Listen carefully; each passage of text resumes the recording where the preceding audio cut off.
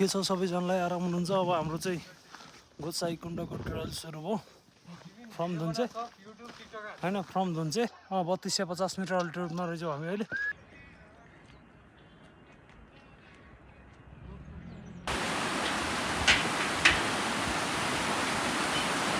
This is mini Gosaikunda. यहाँ चाहिँ ठ्याक्क भट्टे खोला भन्ने ठाउँमा आइपुग्दो रहेछ।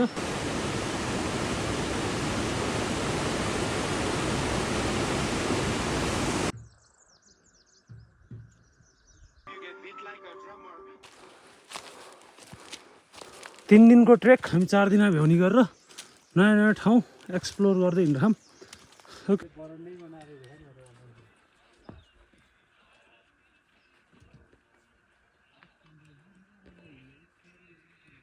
अहिले होइन, हिजो गाँड फाट उकालो सक्यो, बिहान पनि हल्का उकालो सक्यो होइन।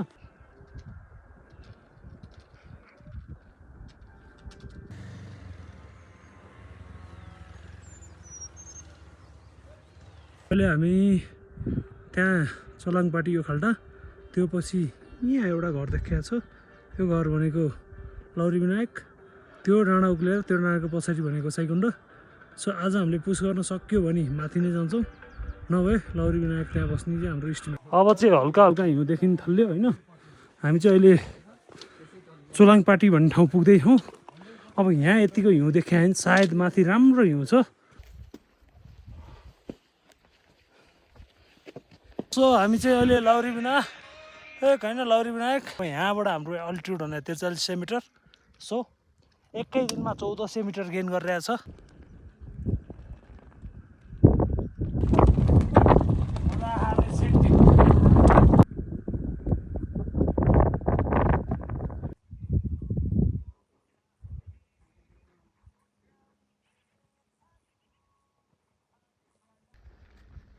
लौरी बिना भने यसो रे लौरी भन्ने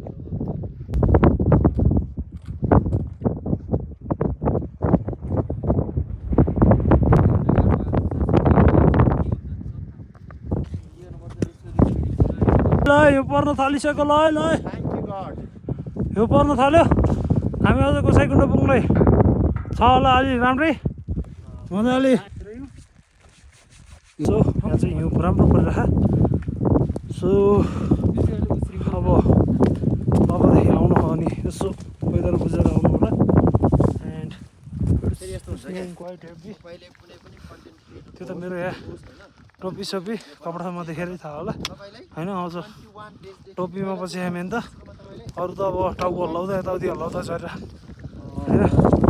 सो यही हो गाइज, अब रनिङ लो अनि अक्सिजन पनि लो छ। आज चाहिँ हामीले 3100 मिटर अल्टिट्युडबाट सिधा 4380 मिटर अल्टिट्युडमा हान्दैछौँ पुस। अब गोसाइकुण्ड आइपुग्नु धेरै टाढा पनि छैन। यो मान्छेले बनाएको होइन नि है, यो हाम्रो नि होइन। हेर हिउँको हालत अझ परिरहेको है। यो टेबलमा कत्रो लेयर पनि छ त।